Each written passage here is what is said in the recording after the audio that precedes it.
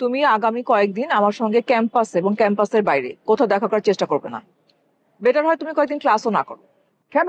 কালকে না সব ঠিক হয়ে গেল, আমরা না নতুন করে সবকিছু শুরু করলাম। আর ওটা বার্থডে উপলক্ষে স্পেশাল ছিল। না মন খারাপ না, ওই একাই সময় কেটে দিচ্ছি। কোনো তো সমস্যা।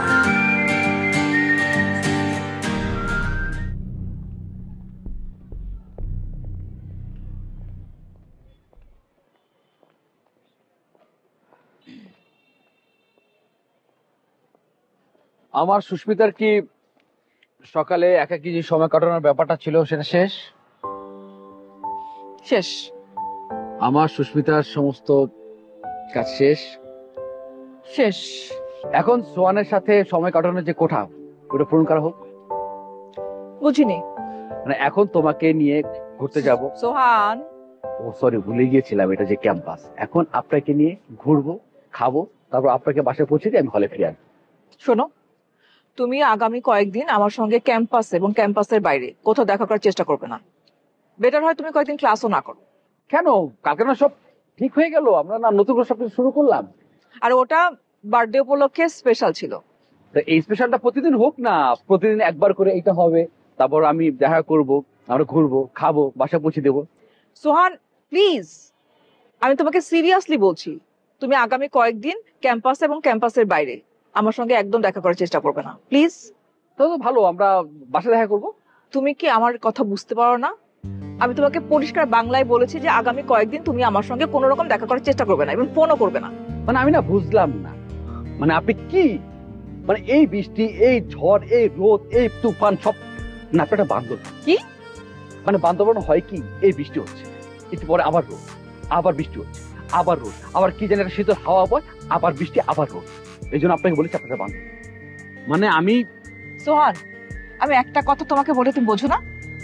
আমি পরিষ্কার বাংলায় বলেছি যে আগামী কয়েকদিন তুমি আমার সঙ্গে কোনো রকম দেখা করার চেষ্টা করবে না, প্লিজ।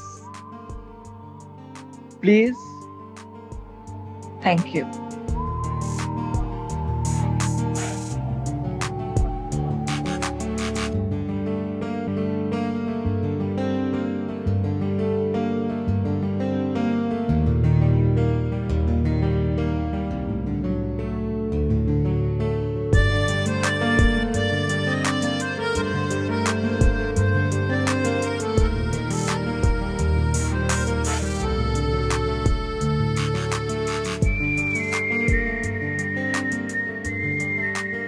সোহান ভাইয়া।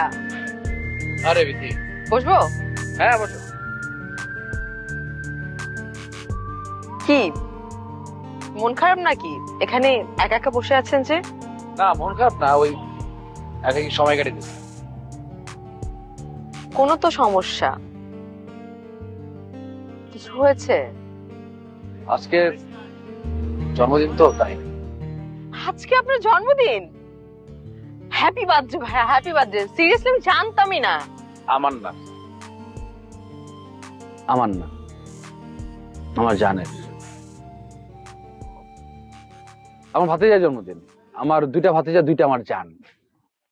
আপনি কি আমার সাথে মজা করছেন? আপনি সত্যি করে বলেন তো, আসলে কার জন্মদিন? হ্যাঁ, কার জন্য এরকম মন খারাপ?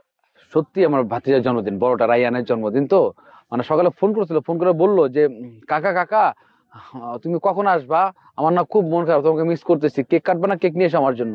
এই জন্য একটু মনটা। আপনিও মিস করছেন? ভালোবাসা আসলে খুবই অদ্ভুত। ভালোবাসা সব সময় মানুষকে কাছে টানে, কিন্তু চারপাশে বাধার কারণে না আমরা ছুটে যেতে পারি না।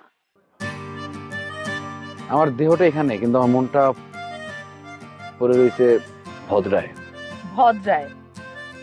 সোহান ভাইয়া আর মিথ্যা কথা বলবেন না, একদম সত্যি করে বলেন তো কে আছে ভদ্রায়? ভাবি ভাবি ভাবি ভদ্রায় আছে? ভাবি খুব বাস স্ট্যান্ড, বাস স্ট্যান্ড। মানে মনটা চেয়েছে কি জানো, ছুটে যাই, বাস ওইটা বাড়ি যাই, ভাতিজা গুলা দেখি, আদর করি। এই তোমার ক্লাস নেই? আছে তো, কিন্তু আমি ক্লাসে যাইনি। কোনো ঝামেলা? না, কোনো ঝামেলা না। আসলে আজকে সকাল থেকে আমার কেমন যেন লাগছিল, কেমন মিসিং মিসিং লাগছিল, শূন্যতা ফিল করছিলাম। তখন মনে হলো যে সোহান ভাইকে খুঁজে বের করি, তার সাথে গিয়ে একটু কথা বলি, তার পাশে বসি, নিশ্চয়ই সেই শূন্যতাটা কেটে যাবে। কাটছে? এখনো পুরোটা কাটেনি, কাটবে হয়তো। যাও ক্লাসে যাও, ক্লাসে গেলে এই শূন্যতা কেটে যাব। আজকে ক্লাসটা খুব বেশি ইম্পর্টেন্ট না, তাই যাচ্ছি না। আপনি তো বাংলার স্টুডেন্ট, হুম। আপনি জীবনানন্দের আমি যদি হতাম কবিতাটা পড়েছেন? হ্যাঁ পড়ছিলাম। কি সুন্দর না কবিতাটা। আমি যদি হতাম বনহংস, বনহংসী হতে যদি তুমি, কোনো এক দিগন্তের জলশিরি নদীর ধারে, ধান ক্ষেতের কাছে, ছিপছিপে স্বরের ভেতর এক নিরালা নীরে। কবিতাটা সুন্দর, কিন্তু আমার পছন্দের না। এই কবিতার শেষে দুঃখে ভরপুর, স্যাড, খালি স্যাড। আমার ভালো লাগে একটু জ্বালাময়ী। মহাবিদ্রোহীর অনক্লান্ত আমি সেই দিন অবশান্ত। বিদ্রোহ কিন্তু প্রেমের প্রতীক।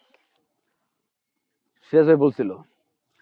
আচ্ছা বিথি, আমার একটা ইম্পর্টেন্ট ক্লাস আছে, হ্যাঁ তুমি যাও ক্লাসটা করো, পরে দেখা হবে।